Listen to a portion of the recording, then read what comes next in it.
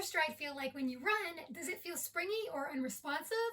Let me know in the comment section down below. If your stride feels heavy, you may want to try forefoot running because you'll definitely feel a big difference in how much easier you roll with the ground and how much easier your feet pop up off the ground with less muscular effort. How do we know this? When it comes to improving running economy, there are elastic structures in the lower leg that can make your stride more energy efficient. These structures are mainly the arch in the foot and the Achilles tendon. These structures, however, can only contribute to better running economy if they are used properly. Foot strike pattern, for example, was found to directly affect the metabolic saving properties of the arch, whereby the arch was found to recover around 17% of the mechanical energy produced at each step when running, which can certainly help improve metabolic savings. But what is more is that some research has shown that foot strike pattern when running can either profoundly enhance or impair the elastic properties of the arch. When the arch's spring properties are enhanced, this means the arch is more spring enabled because it has more elastic power. And when the arch is more spring enabled when running, it may help reduce the amount of muscular effort that it takes to propel the body forward. Landing with a forefoot strike, which means landing ahead of the arch when running, was found to make the arch better at contributing more elastic energy as compared with landing with a heel strike, which means landing behind the arch. A 2012 study in the journal Medicine and Science in Sports and Exercise, which is linked down below the video in the description box, revealed that one reason forefoot strike running may do a better job at increasing the amount of elastic strain energy in the arch of the foot than heel strike running is that it's enabled the arch to undergo what is called 3-point bending shortly after touchdown. This type of bending enabled the arch to stretch and expand a lot more, which made it better at loading more elastic energy.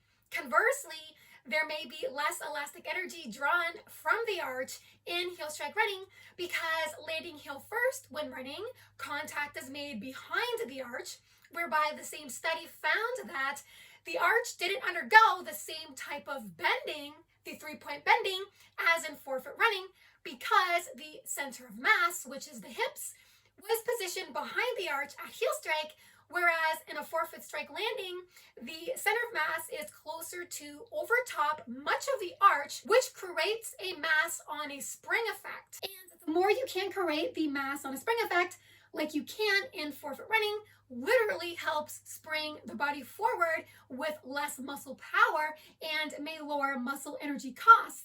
Not only that, the researchers found that landing behind the arch, so landing heel first when running, made the arch more stiff and less able to compress, and after heel strike, the downward force exerted by the body when the foot rolls heel to toe was found to increase the rate of the ground reaction force on the arch, all of which was found to add complications to the spring properties of the arch and may overall cause the arch to be an ineffectual spring, suggesting that the loss of spring energy from the arch may require more muscular effort to accelerate the body forward. Not to mention, the arch was burdened with more impact and more mechanical strain in heel strike running, which could quickly make the foot overall more injury prone.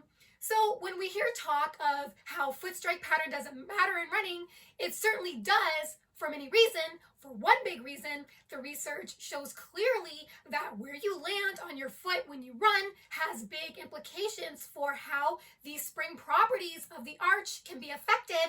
And if the arch's spring properties is enhanced, it promotes energy efficiency, in that landing with a forefoot strike when running seems to show more promise in doing a better job at engaging the arch as an energy-saving spring, which is why when you see forefoot runners run, they look effortless because their stride is more spring-enabled, which is also why you don't see them over-engaging their muscles in their legs and also elsewhere to help drive the body forward.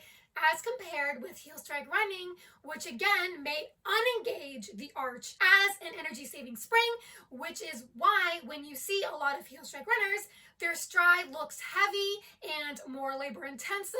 They plop their foot on the ground. They don't look nearly as peppy, smooth, and light on their feet as most forefoot runners.